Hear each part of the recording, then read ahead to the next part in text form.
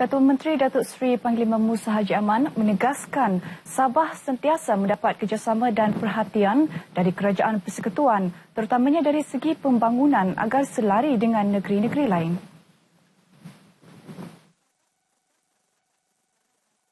Sehubungan itu, Datuk Musa mahu rakyat meluahkan rasa syukur kerana terus berada dalam negara yang aman sentosa dan bukannya terlibat dengan pihak yang cuba menimbulkan isu yang boleh memecah belahkan perpaduan rakyat seperti isu keluar dari Malaysia. Beliau berkata demikian kepada media selepas Majlis Terbuka UMNO Zon 6 yang dihadiri kira-kira 5,000 orang di Dewan Masyarakat Tawau. Datuk Musa yang juga pengerusi Badan Perhubungan UMNO Sabah menyifatkan kehadiran masyarakat berbilang bangsa dalam majlis berkenaan sebagai contoh amalan kesepakatan dan perpaduan yang utuh. Dalam pada itu, beliau juga meluahkan rasa sedih dan kesal dengan insiden yang mengerbankan seorang anggota bomba akibat terkena rencatan elektrik yang disambung secara haram di Sandakan. Katanya, arahan telah dikeluarkan kepada agensi yang terlibat, khasnya Sabah Electricity Sendirian Berhad SESB, untuk mengambil tindakan segera dan sewajarnya agar insiden seperti itu tidak akan berulang pada masa akan datang. Turut hadir pada majlis tersebut Timbalan Ketua Menteri Datuk Seri Panglima Yahya Haji Hussein serta Ketua-Ketua UMNO bahagian Zon 6 dan pemimpin tempatan.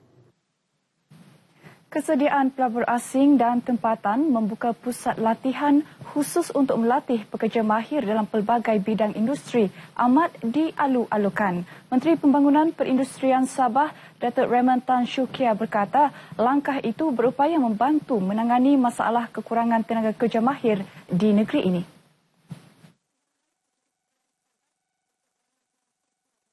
Industry training centers.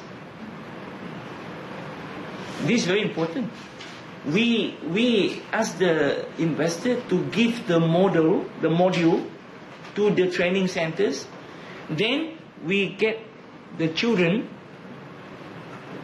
to go to the center to be trained on a specific module. Who pay for them? The industry pay for them. Menurut Datuk Raymond, kerjasama seumpama itu dapat menjana pembangunan berasaskan industri di Sabah sekaligus mengurangkan kebergantungan ekonomi negeri terhadap industri komoditi serta minyak dan gas. Beliau menyatakan demikian dalam sidang media selepas melancarkan majalah Sabah Industry Quarterly SIQ di Kota Kinabalu. Datuk Raymond berkata, ketika ini sumber tenaga kerja mahir di negeri ini adalah di bawah 30% dengan hanya kelulusan lepasan sekolah rendah dan sekolah menengah. Sehubungan itu, lebih banyak latihan khusus perlu dilaksanakan segera bagi kelangsungan sektor industri negeri selain menangani kos sara hidup yang semakin meningkat. Majalah SIQ yang dilancarkan berkenaan berfungsi sebagai rujukan pelbagai informasi mengenai peluang pekerjaan dan pembangunan perindustrian di Sabah. Bagi meningkatkan pengetahuan masyarakat mengenai bahaya penyakit kronik vena, CVD, serta kepentingan penjagaan vena, Hospital KPJ Sabah akan mengadakan kempen kesedaran sempena sambutan Hari Ibu Bapa Sabtu ini di Kota Kinabalu. Ia dijangka dirasmikan Timbalan Ketua Menteri Datuk Seri Panglima Yahya Hussein.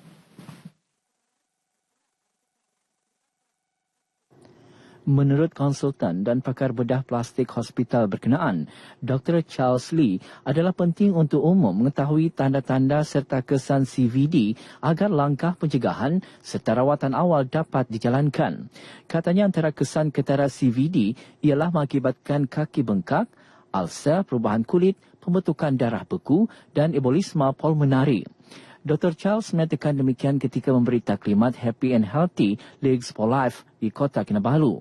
Pelbagai aktiviti lain akan turut diadakan semasa kempen tersebut, antaranya ceramah kesihatan serta pemeriksaan percuma ultrasonik pada bahagian vena kaki. Seramai 40 anak yatim, ibu tunggal dan warga emas diraikan dalam majlis rumah terbuka Aidilfitri di Kampung Tekuli, rancangan Klias, Beaufort. Majlis tersebut dianjurkan oleh sebuah syarikat bumi putra tempatan, Empire Emas Industries, bertujuan membantu meringankan beban golongan berkenaan semasa musim perayaan ini.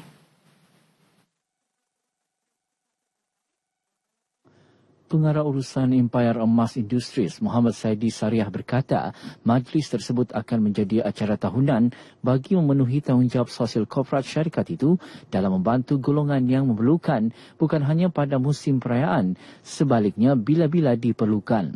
Kami pernah merasai berada pada keadaan yang amat sukar, lebih kurang 15 tahun lepas, dan pada waktu itu kami telah bernazar kami akan membantu orang-orang miskin, orang-orang susah.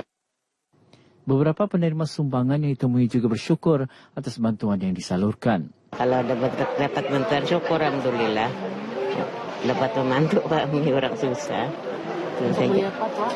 Apa saja yang kami mampu membalik, yang mendadak atau kami balik orang susah. Ada senang lah, ada ditunggu untuk balik lah, untuk makan lah, untuk bayar air. Kami ini, anak saya sakit.